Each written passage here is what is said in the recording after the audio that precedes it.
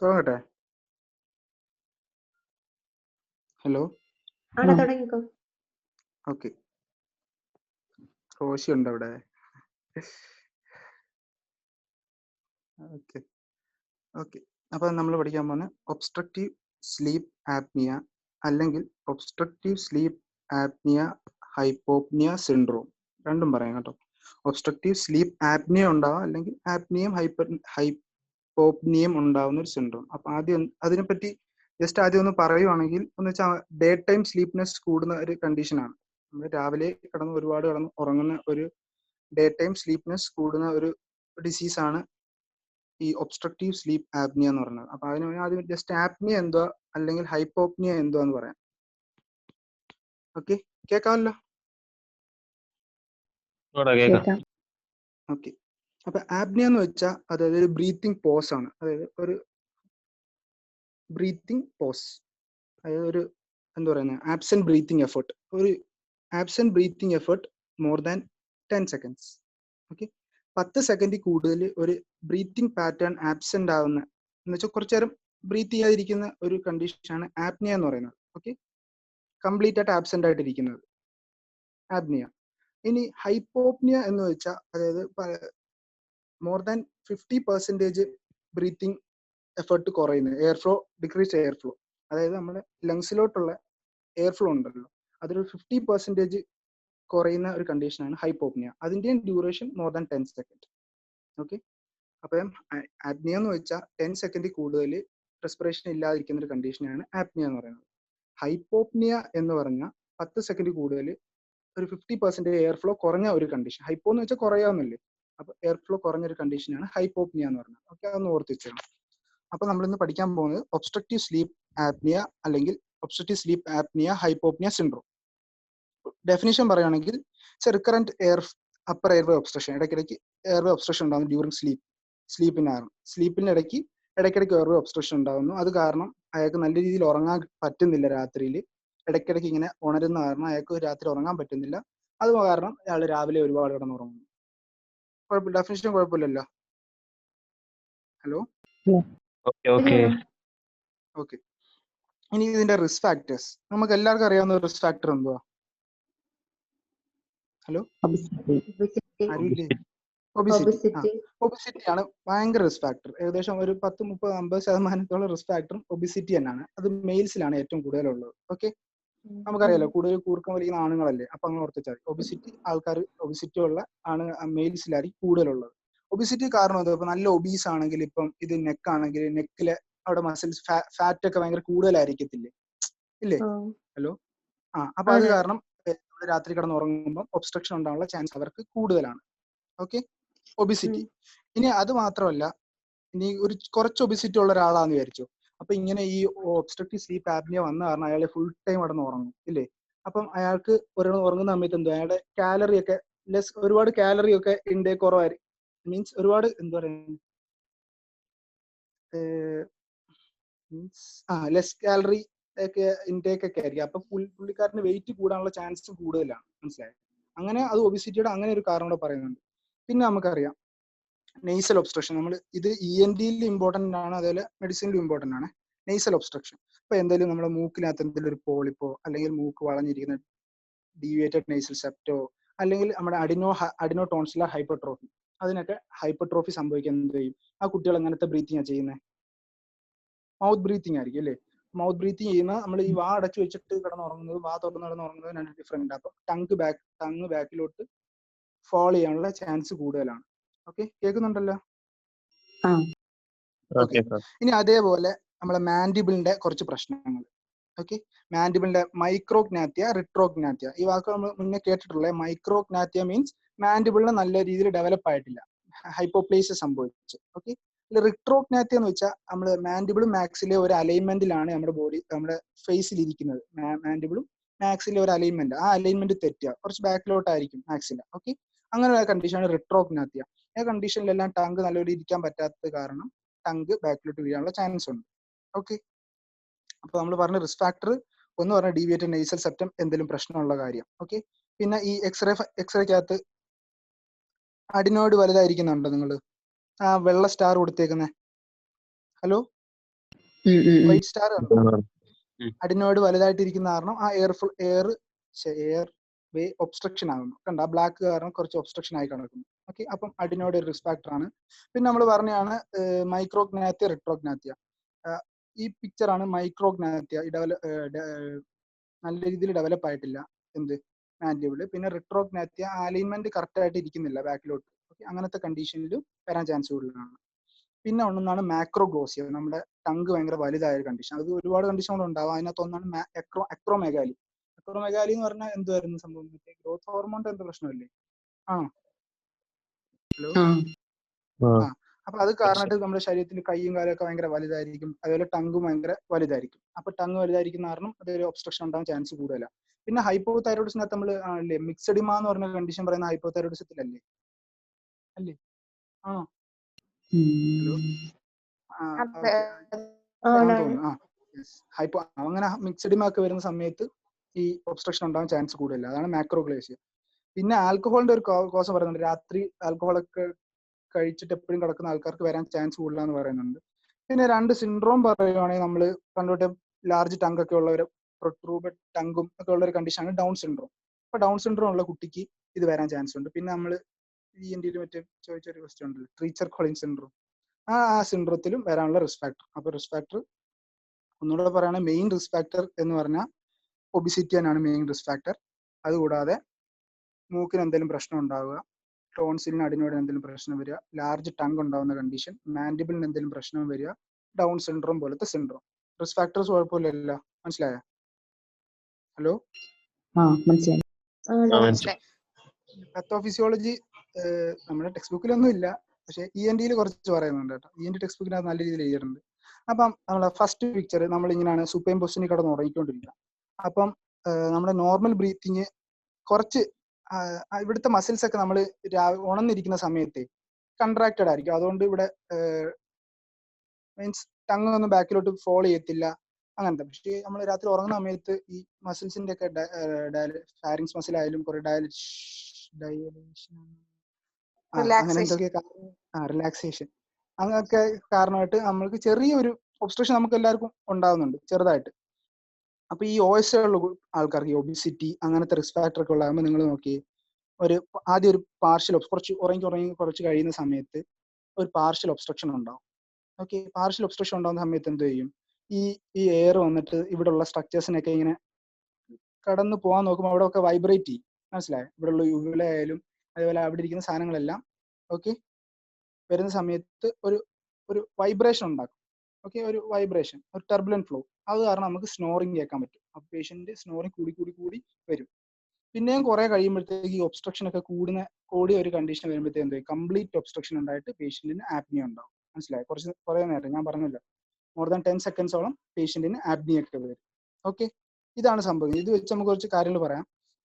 ആദ്യം ഞാൻ ഒരു കാര്യം പറയുകയാണെങ്കിൽ നമുക്ക് 2 തരം മെയിനായിട്ട് 2 സ്ലീപ്പ് ഉണ്ട്. 2 അല്ല 2 കൂടുതൽ ഉണ്ടെന്ന് തോന്നുന്നു. മെയിനായിട്ട് 2 സ്ലീപ്പ്, NREM സ്ലീപ്പും REM സ്ലീപ്പും. NREM എന്ന് വെച്ചാൽ എന്തുവാ? ഫുൾ ഫോം എന്തുവാ? പെട്ടെന്ന് പറയാം. Non rapid eye movement. Rapid eye മൂവ്മെന്റും നോൺ റാപ്പിഡ് ഐ മൂവ്മെന്റ്. അപ്പൊ നമ്മുടെ ശരീരത്തിൽ ഏറ്റവും കൂടുതൽ ഉള്ളതും നോൺ റാപ്പിഡ് മൂവ്മെന്റ്. അത് കഴിയുമ്പോൾ റാപ്പിഡ് ഐ മൂവ്മെന്റ്. ഈ റാപ്പിഡ് ഐ മൂവ്മെന്റിന്റെ സമയത്താണ് നമ്മൾ ഡ്രീം ഒക്കെ കാണുന്നത്. ആ സമയത്ത് അപ്പൊ REM സ്ലീപ്പിന്റെ സമയത്താണ് സത്യം പറഞ്ഞാൽ ഒബ്സ്ട്രക്റ്റീവ് സ്ലീപ്പ് ആപ്നിയ സംഭവിക്കുന്നത്. അതൊന്ന് ആലോചിച്ച് വെച്ചോണം. ഓക്കെ, ആലോചിച്ച് വെച്ചോണം. പിന്നെ ഞാൻ നേരത്തെ പറഞ്ഞു പാർഷ്യൽ ഒബ്സ്ട്രക്ഷൻ ഉണ്ടാകുന്ന സമയത്ത് ആദ്യം സ്നോറിങ് ഉണ്ടാവും. കംപ്ലീറ്റ് ആകുമ്പോഴാണ് ഈ ആപ്നിയ ഹൈപ്പോപ്നിയ ഒക്കെ ഉണ്ടാകുന്നത്. പിന്നെ നിങ്ങൾ ശ്രദ്ധിച്ചോണ്ടെന്നില്ല, കുറെ ആൾക്കാർ ഇങ്ങനെ ഉറക്കം വലിച്ച് ഉറങ്ങി പെട്ടെന്ന് ഇങ്ങനെ ചാടി എണീക്കത്തില്ലേ? കണ്ണം തുറക്കത്തില്ല.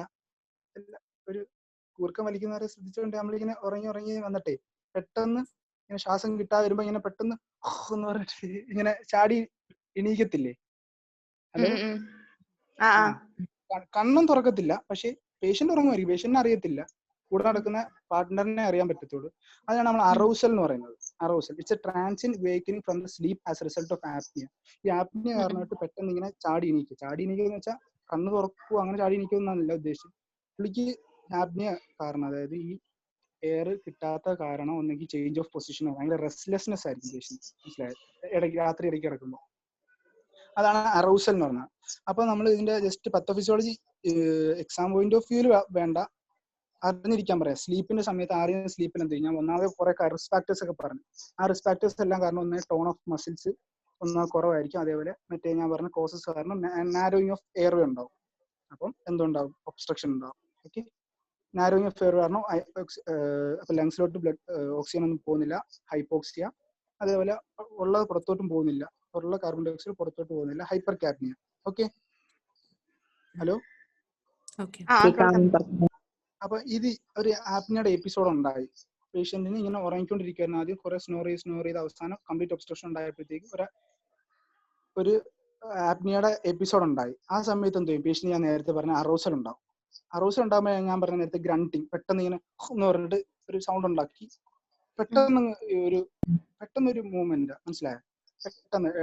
ഓക്കെ, അപ്പൊ അത് കാരണം പെട്ടെന്ന് എയർ അകത്തോട്ട് കയറും. നേരത്തെ ക്ലോസ്ഡ് ആയിട്ടിരുന്ന സംഭവം എല്ലാം പെട്ടെന്ന് അങ്ങ് ഓപ്പൺ ആയിട്ട് ഗ്രണ്ടിങ് ചെയ്യുമ്പോൾ പെട്ടെന്ന് അങ്ങ് കയറി, അന്നേരം SpO2 ഒക്കെ പെട്ടെന്ന് അങ്ങോട്ട് കൂടും.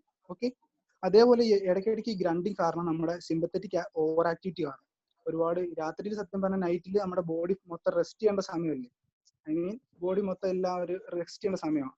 പക്ഷേ ഈ ഇടയ്ക്കിടയ്ക്ക് ആപ്നിയ ഉണ്ടാവുന്ന കാരണം പെട്ടെന്ന് പേഷ്യന്റ് അറോസൽ, വേക്കനിങ്ങും അതേപോലെ ഗ്രണ്ടിങ് ഒക്കെ കാരണം സിമ്പത്തറ്റിക് ആക്ടിവിറ്റി ഭയങ്കര പെട്ടെന്ന്, മനസ്സിലായോ. അപ്പൊ ഒരുപാട് സിമ്പത്തറ്റിക് ആക്ടിവിറ്റി ഉണ്ടാകുമ്പോൾ ബോഡി എന്തോ ഹാർട്ട് റേറ്റ് കൂടും, അതേപോലെ വർക്ക് ലോഡ് ഒക്കെ കൂടും, മനസ്സിലായോ. ഹാർട്ടിന്റെ വർക്ക് ലോഡ് കൂടി അതേപോലെ ഒരുപാട് നാൾ ഇങ്ങനെ അറൗസിൽ കണ്ടിന്യൂസ് ഉണ്ടായിക്കൊണ്ടിരിക്കുമ്പോഴത്തേക്ക് കാർഡിയോവാസ്കുലർ മോർബിഡിറ്റി കൂടും. അത് ഓർത്ത് വെച്ചാൽ മതി. ഓക്കെ, കാർഡിയോവാസ്കുലർ മോർബിഡിറ്റി കൂടും. ഓക്കെ, പിന്നെ അതേപോലെ ഞാൻ പറഞ്ഞു ഈ ആപ്നി ഉണ്ടാകുന്ന സമയത്ത് എന്ത് ചെയ്യും, ഓക്സിജൻ ഡെലിവറി ഹാർട്ടിനൊന്നും കിട്ടത്തില്ല എന്ന് പറഞ്ഞു. അപ്പൊ അതിനനുസരിച്ച് ആൻജീന അതേപോലെ അതിൻ്റെതായിട്ട് പ്രശ്നങ്ങൾ.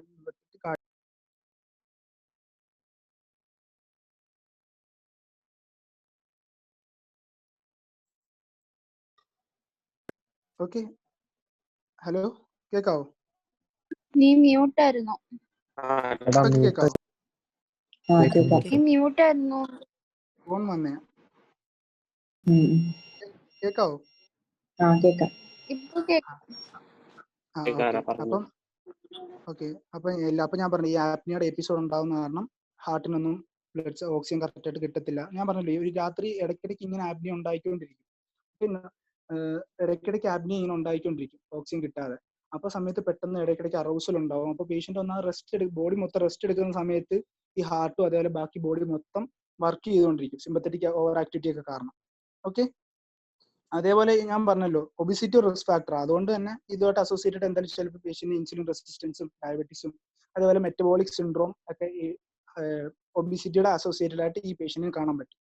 അപ്പൊ ഞാൻ നേരത്തെ പറഞ്ഞു മൾട്ടിപ്പിൾ അറൗസൽ, അതായത് ഒരു രാത്രി കിടന്ന് ഉറങ്ങുമ്പോൾ ഹിസ്റ്ററി തരുന്നത് ഒരിക്കൽ പാർട്ട്ണർ ആയിരിക്കും. ഓക്കെ, പേഷ്യന്റ് അറിയത്തില്ല, പേഷ്യന്റ് രാത്രി കിടന്ന് ഈ അറൗസൽ ഉണ്ടാവുന്നതൊന്നും അറിയത്തില്ല. അപ്പൊ മൾട്ടിപ്പിൾ അറൗസൽ ഉണ്ടാവും, ബോഡിക്ക് ഒരു റെസ്റ്റും കിട്ടുന്നില്ല, എക്സ്ട്രീം ഫറ്റീഗ് അറ്റ് മോർണിംഗ്. രാവിലെ എണീക്കുന്ന സമയത്ത് പേഷ്യന്റ് ഒരു ഫ്രഷ്നെസ്സും കിട്ടത്തില്ല, മനസ്സിലായോ. നമ്മളൊരു ഭയങ്കര ഫ്രഷ് ആയിട്ട് എണീക്കണമെന്നായിരിക്കും പേഷ്യന്റ് എത്ര കിടന്ന് ഉറങ്ങിയാലും രാവിലെ ഭയങ്കര എക്സ്ട്രീം ഫറ്റീഗ് ആയിരിക്കും. രാത്രി ഒരുപാട് ഈ അറൗസൽ ഉണ്ടാവുന്ന കാരണം പേഷ്യന്റ് രാവിലെ ഭയങ്കര ഫറ്റീഗ് ആയിരിക്കും. അത് കാരണം ഭയങ്കര ക്ഷീണമായിരിക്കും, രാവിലെ മൊത്തം കിടന്നുറങ്ങും. മനസ്സിലായ പത്തോഫിസിയോളജി? ഡൗട്ട് ഉണ്ടോ? ഹലോ,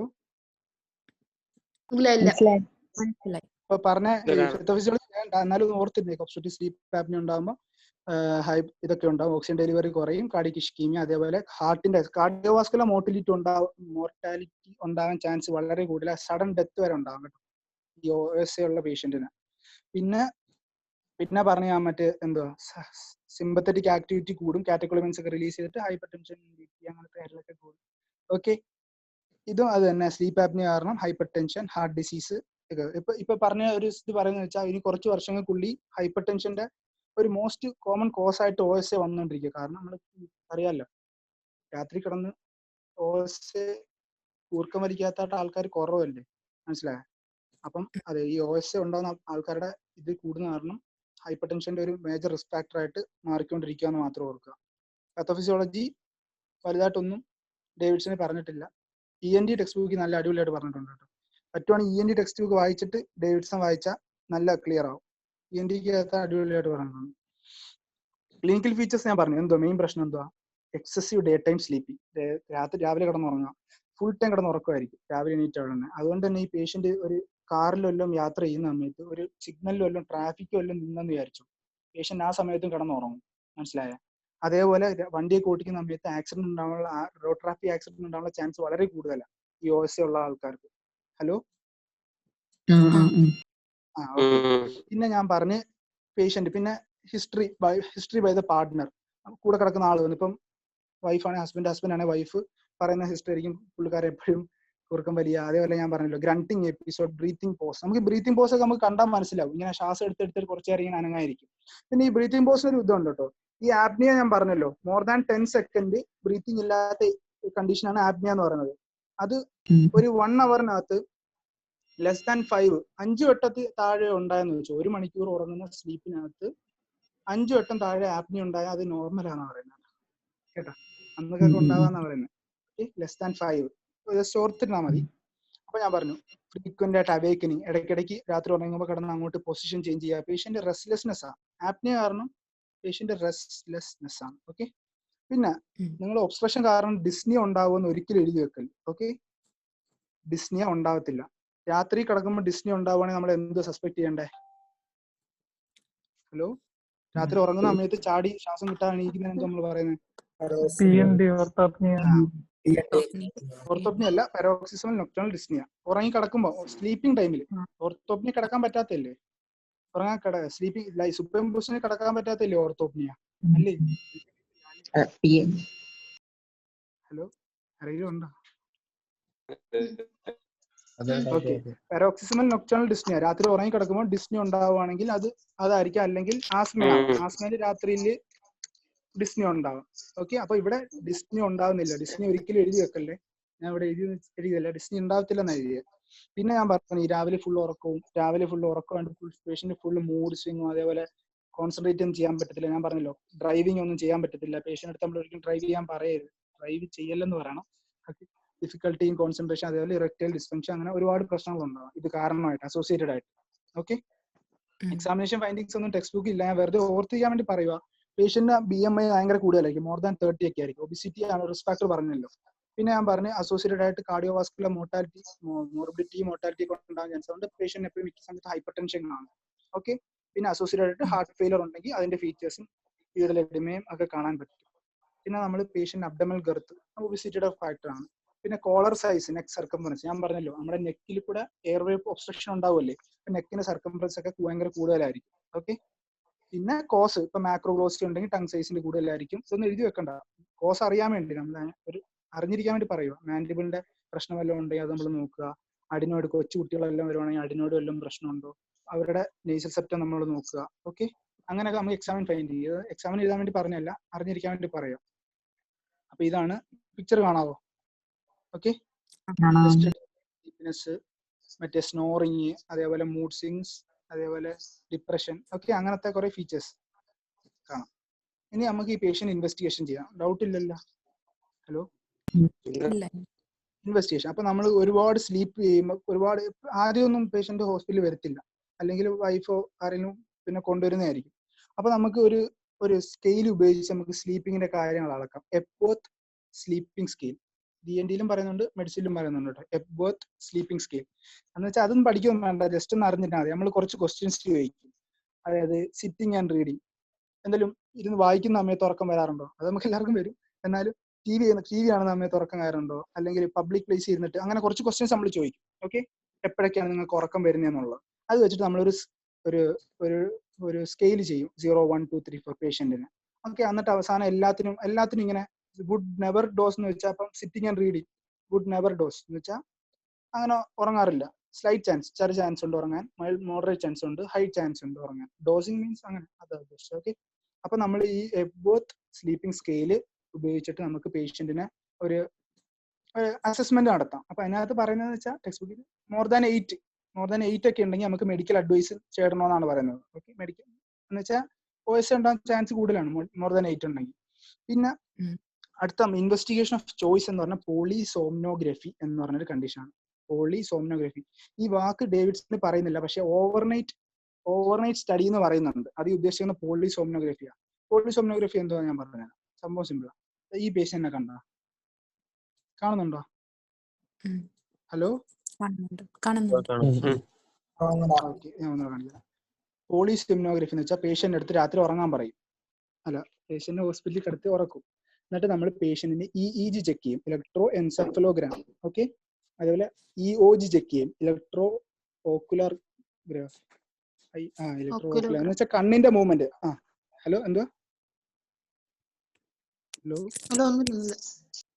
EOG ചെക്ക് ചെയ്യും, EMG ഇലക്ട്രോ മയോഗ്രഫി, ECG ചെക്ക് ചെയ്യും, SpO2 ചെക്ക് ചെയ്യും, നെയ്സൽ എയർ ഫ്ലോ ചെക്ക് ചെയ്യും, ചെസ്റ്റിന്റെ മൂവ്മെന്റ്, അബ്ഡമിനൽ മൂവ്മെന്റ്, BP, സകല കാര്യങ്ങളും നമ്മൾ പേഷ്യന്റിന് രാത്രി ചെക്ക് ചെയ്യും. ഇതൊക്കെ എന്ത് ചെക്ക് ചെയ്യുന്നത്? ഓരോന്ന് ജസ്റ്റ് പിക്ചർ കാണിച്ചു തരാം. ഇത് കണ്ടോ, തലയിൽ വെച്ചേക്കുന്ന EEG. ഓക്കെ, സിമ്പിളാ. EEG. കണ്ണിന്റെ അടുത്ത് വെച്ചേക്കുന്നത് EOG, ഇലക്ട്രോ ഓക്കുലർ ഗ്രാം. പിന്നെ നമ്മുടെ ഈ ചിന്നിന്റെ അടുത്ത് വെച്ചേക്കുന്നുണ്ടോ ഇലക്ട്രോ, അതായത് എപ്പോഴും വാ തുറക്കുന്നുണ്ടോ, മീൻസ് അങ്ങനെ മൂവ്മെന്റ് അറിയാൻ വേണ്ടി ഇലക്ട്രോ മയോഗ്രഫി, രാത്രി എത്ര നേരം കിടന്ന് എണീക്കുന്നുണ്ടോന്ന് അറിയാൻ വേണ്ടിയാണ് EMG. പിന്നെ നെയ്സൽ എയർ ഫ്ലോ അറിയാൻ വേണ്ടി മൂക്കിൽ അവിടെ നെയ്സൽ എയർ ഫ്ലോ വെക്കും. പിന്നെ അബ്ഡമിനൽ ഗർത്ത് അറിയാൻ വേണ്ടി, ഹലോ കാണാല്ലോ, അബ്ഡമിനൽ ഗർത്ത് അറിയാൻ വേണ്ടി ഒരു അബ്ഡമിനൽ ബെൽറ്റ് കുത്തി വെക്കും. അതേപോലെ ചെസ്റ്റ്, അബ്ഡമിനലിന് അറിയാൻ വേണ്ടി അബ്ഡമിനൽ ചെസ്റ്റ് വെക്കും. കയ്യിൽ പൾസ് ഓക്സിമെട്രി, SpO2 നമ്മുടെ സാച്ചുറേഷൻ അറിയാൻ വേണ്ടി പൾസ് ഓക്സിമെട്രി വെക്കും. അതേപോലെ BP, എല്ലാം കൂടെ അവർ അളക്കുന്ന ഒരു സംഭവമാണ് ഇതിനെല്ലാം കൂടെ എന്തോ പറയുന്നത്? പോളിസോംനോഗ്രഫി. ഇത് നമുക്ക് അറിഞ്ഞിരിക്കാം. എക്സാമിന് പേര് മാത്രം എഴുതി വെച്ചാൽ മതി കേട്ടോ. ഇത് ഞാൻ അറിഞ്ഞിരിക്കാൻ വേണ്ടി മാത്രം പറയുക. അതായത് പേഷ്യന്റ് ഇടയ്ക്കിടയ്ക്ക് അറോസൽ ഉണ്ടാവുകയാണെങ്കിൽ, നമ്മൾ പറഞ്ഞില്ലേ, നമ്മൾ ഇലക്ട്രോ എൻസെഫലോഗ്രാഫ് എന്ന് വെച്ചാൽ ഇങ്ങനെ ഇരിക്കുന്ന ഒരു ഗ്രാഫ് അല്ലേ ഇലക്ട്രോ എൻസെഫലോഗ്രാം. അപ്പം നമ്മൾ മുന്നേ എപ്പോഴും ഇലക്ട്രോ എൻസെഫലോഗ്രാം പറ്റി പറഞ്ഞു? ഒരു ഡെൽറ്റ വേവ് നമ്മൾ മുമ്പ് പഠിച്ചില്ലായിരുന്നോ? Hepatic encephalopathy. അജിമൻ ആരാണ്ട് പഠിപ്പിച്ചായിരുന്നു. ഹെപ്പാറ്റിക് എൻസെഫലോപ്പതിയും അതുപോലെ നിയോട്ടിനേറ്റ് ഒക്കെ ഡെൽറ്റ വേവ്സ് കാണാൻ പറ്റും. അത് ജസ്റ്റ് ഓർമ്മിപ്പിച്ചതേ ഉള്ളൂ. Okay, EEG. അപ്പൊ EEGയിൽ നമ്മൾ REM സ്ലീപ്പില് സത്യം പറഞ്ഞ ഒരു എന്താ പറയുക, ഒരു സോട്ട് ടൂത്ത് പാറ്റേൺ ആണ്. അതിൽ എന്തെങ്കിലും ചേഞ്ച് കാണും അറിഞ്ഞിരിക്കാം. പിന്നെ റാപ്പിഡ് ഐ മൂവ്മെന്റ് നടക്കുന്നുണ്ടോ എന്ന് ഇലക്ട്രോ ഓക്കുലോഗ്രാം വെച്ച് നോക്കാൻ പറ്റും. പേഷ്യന്റ് ഇടയ്ക്കിടയ്ക്ക് റെസ്റ്റ്ലെസ്നെസ് ആയിട്ട് ചേഞ്ചിങ് പൊസിഷൻ നടത്തുന്നുണ്ടോ എന്ന് ഇലക്ട്രോ മയോഗ്രഫി വെച്ച് അറിയാൻ പറ്റും. പിന്നെ പേഷ്യന്റ് ബ്രാഡികാർഡിയ, ടാക്കികാർഡിയ പോലത്തെ ECGയിൽ അറിയാൻ പറ്റും. ആപ്നിയൊക്കെ ഉണ്ടാകുന്ന സമയത്ത് ബ്രാഡികാർഡിയും അതുപോലെ അറൗസൽ സമയത്ത് എല്ലാം പെട്ടെന്ന് ടാക്കികാർഡിയൊക്കെ ഉണ്ടാകുന്നു. പിന്നെ പൾസ് ഓക്സിമെട്രി വെച്ച് നമുക്ക് ഓക്സിജൻ സാച്ചുറേഷൻ അറിയാൻ പറ്റും. നെയ്സൽ എയർ ഫ്ലോ വെച്ചിട്ട് നമ്മുടെ എയർ ഫ്ലോ നമ്മളിൽ പണ്ടിലെ പാറ്റേൺ വരയ്ക്കത്തില്ലേ, ഇല്ല ചെയിൻ സ്ട്രോക്ക് ബ്രീത്തിങ്ങിനൊക്കെ ഇങ്ങനെ കുറെ പാറ്റേൺ വരയ്ക്കത്തില്ലായിരുന്നു, ആപ്നിയ, ഹൈപ്പോപ്നിയ എന്നൊക്കെ പറഞ്ഞിട്ട്.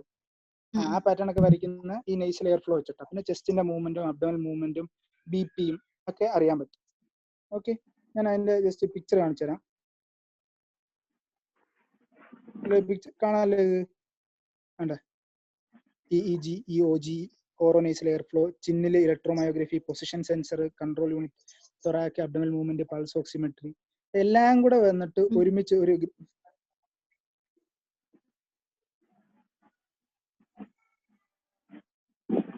എല്ലാം കൂടി ഇങ്ങനെ ഒരു ഗ്രാഫ് കിട്ടും. ഇത് നമ്മൾ പഠിക്കണ്ട, ജസ്റ്റ് പിന്നെ എപ്പോഴും നമ്മൾ കേൾക്കുമ്പോൾ അറിഞ്ഞിരുന്നാൽ മതി. അപ്പൊ ഇതിനകത്ത് നമുക്ക് ആപ്നി എവിടെ ഉണ്ടാവുന്നത്, അറൗസൽ എവിടെ ഉണ്ടാവുന്നതൊക്കെ അറിയാൻ പറ്റും. ഓക്കെ, ജസ്റ്റ് അറിഞ്ഞിരുന്നാൽ മാത്രം മതി. ഓക്കെ, എക്സാമിന് എഴുതാൻ വേണ്ടി പറഞ്ഞല്ലേ. നമ്മൾ എപ്പോഴാണ് ഡയഗ്നോസ് ഓഫ് OS? ഓക്കെ, ഇത് എഴുതണം, എക്സാമിന് എഴുതേണ്ടതാണ്. അതായത് പേഷ്യന്റ് രാത്രി 1 മണിക്കൂർ ഉറങ്ങുമ്പോൾ ഈ ഇലക്ട്രോമയോഗ്രഫി, ഈ പോളിസോംനോഗ്രഫി എന്നാണ് നമ്മളിത് പറയുന്നത്, മോർ ദാൻ 15 ആപ്നിയ അല്ലെ ഹൈപ്പോപ്നിയ 1 മണിക്കൂറിൽ ഉണ്ടായെങ്കിൽ കൺഫർമേറ്റീവ് ആണ്. ഓക്കെ, ഹലോ, 15 വട്ടം നമ്മൾ ഈ ഗ്രാഫ് എടുത്ത് നോക്കും. ഗ്രാഫിനകത്ത് നമുക്ക് അറിയാൻ പറ്റും, ടൈം ഒക്കെ ഉണ്ടല്ലോ. അപ്പൊ ആ ഗ്രാഫിൽ നമ്മൾ എത്ര വട്ടം ആപ്നിയ ഉണ്ടായി, ഹൈപ്പോപ്നിയ ഉണ്ടായി നോക്കാം. അപ്പൊ 1 മണിക്കൂർ സ്ലീപ്പിനകത്ത് 15 അതിൽ കൂടുതലോ ഉണ്ടെങ്കിൽ എന്താണ് ഡയഗ്നോസ് ഓഫ് OS അല്ലെ OSAHS കേട്ടോ. OSAHS എന്തുവാ? ഹലോ,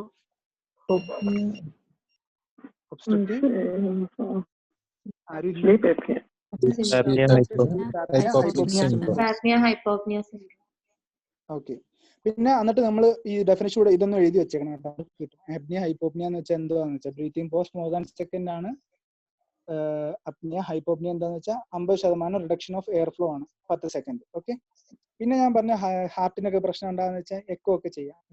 അതൊന്നും ടെസ്റ്റ് കൊടുത്തിട്ടില്ല, ഓർത്ത് വെച്ചാൽ മതി. എക്കോയിലൊക്കെ ലെഫ്റ്റ് വെൻട്രിക്കുലർ സ്ട്രെയിൻ ഒക്കെ കാണുമെന്നൊക്കെ പറഞ്ഞു. ഇൻവെസ്റ്റിഗേഷൻ ഡൗട്ട് ഇല്ലല്ലോ? ഇൻവെസ്റ്റിഗേഷൻ ഓഫ് ചോയ്സ് എന്തുവാ? Hello, somnography. പോളി മീൻസ് ഒരുപാട് കാര്യങ്ങൾ നമ്മൾ ചെക്ക് ചെയ്യുന്നില്ലേ, അത്രേ ഉള്ളൂ. Okay, coming to treatment. ഇപ്പൊ ട്രീറ്റ്മെന്റ് നമ്മൾ മാനേജ്മെന്റ് ഭയങ്കര ഇമ്പോർട്ടന്റ് ആണ്. കാര്യം എന്ന് വെച്ചാൽ ഞാൻ പറഞ്ഞല്ലോ, റോഡ് ട്രാഫിക് ആക്സിഡന്റ് ഒക്കെ ഭയങ്കര കൂടുതലാണ് ഉറക്കം കാരണം. രാവിലത്തെ കാര്യമാണ് പറയുന്നത്, രാത്രി ഉറക്കമല്ല, രാവിലെ. പിന്നെ മെയിൻ കാര്യം വെയിറ്റ് ഗെയിൻ, ഒബിസിറ്റി ആണല്ലോ. അപ്പോൾ പേഷ്യന്റ് വെയിറ്റ് കുറയ്ക്കാൻ പറയാം. ഇത് ഒരു ജസ്റ്റ് സ്റ്റഡിയാണ്. അപ്പൊ അതിനകത്ത് പറയുന്നത് വെച്ചാൽ ഒരു 10% വെയിറ്റ് കൂടിയ 30% OS ഉണ്ടാകാനുള്ള ചാൻസ് കൂടുതലാണ്. മനസ്സിലായോ? ഇതൊന്ന് എക്സാമിന് എഴുതാൻ പറയുമല്ല, അറിഞ്ഞിരിക്കാൻ പറയുവാണ്. 10% വെയിറ്റ് കൂടിയ 30% OS ഉണ്ടാകാനുള്ള ചാൻസ് കൂടുതലാണ്. അപ്പം വെയിറ്റ് കുറച്ചാൽ ഏകദേശം നമ്മുടെ ഈ കാർഡിയോ വാസ്കുലർ മോർബിഡിറ്റി ഒക്കെ കുറയാൻ ചാൻസ് കൂടുതലാണ്.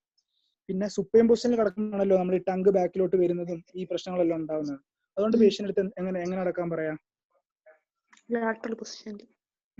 ചരിഞ്ഞടക്കാൻ പറയാം.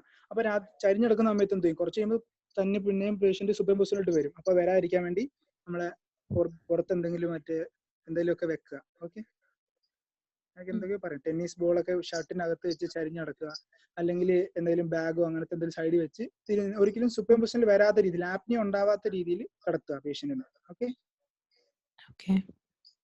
ഓക്കെ, അപ്പം avoid sleeping in supine position. പിന്നെ ആൽക്കഹോൾ കുറെ രാത്രി കുടിച്ചിട്ട് കിടന്നാൽ ഉണ്ടാകാൻ ചാൻസ് കൂടുതലുണ്ടെന്ന് പറയുന്നത് റെസ്പിറേറ്ററി ഡ്രൈവ് ഒക്കെ ഇൻഹിബിറ്റഡ് ആയിട്ട്.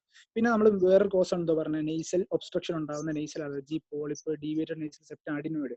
അപ്പൊ അതൊക്കെ ഉണ്ടെങ്കിൽ അതിനെ ട്രീറ്റ് ചെയ്യുക. മനസ്സിലായി? അതിനൊക്കെ ട്രീറ്റ് ചെയ്താൽ ഈ ഒബ്സ്ട്രക്ഷൻസ് റിലീവ് ആവും. അപ്പൊ OS ഉണ്ടെങ്കിൽ OS മാറാൻ ചാൻസ് ആണ്. പിന്നെ മെയിൻ ട്രീറ്റ്മെന്റ് ഓഫ് ചോയ്സ് ആണ് CPAP പറഞ്ഞേ പറ്റത്തുള്ളൂ. Okay, continuous positive airway pressure. ഞാൻ ആദ്യം ഇവരെ പറഞ്ഞൊന്ന് പറയാം. ഒന്ന്, നമ്മൾ പേഷ്യന്റ് സുപ്പൈൻ പൊസിഷനിൽ കിടക്കാൻ പറയാം. അടുത്തതാണ് CPAP എന്ന് പറഞ്ഞാൽ ഇതാണ് മെഷീൻ. ഓക്കെ, CPAPന്റെ ഫുൾ ഫോം എന്ന് പറഞ്ഞേ, ഇത് എഴുതണ്ടേ, എക്സാമിന് എഴുതേണ്ടതാണ്. CPAP എന്തെങ്കിലും പോസിറ്റീവ് എയർവേ പ്രഷർ. ഇപ്പൊ രാത്രിയിൽ പേഷ്യന്റ് അടുത്ത് ഈ മെഷീനൊക്കെ വെച്ചിട്ട് ഇതേപോലെ മാസ്ക് ഒക്കെ വെച്ച് കിടന്ന് ഉറങ്ങാൻ പറയാം. നിങ്ങളൊന്ന് ആലോചിച്ച് നോക്കിയേ, ഇത് വീട്ടിലെ കാര്യം. ഡെയിലി ഇങ്ങനെ നമുക്ക് ഉറങ്ങാൻ പറ്റുമോ ഇത് മാസ്ക് ഒക്കെ വെച്ചിട്ട്?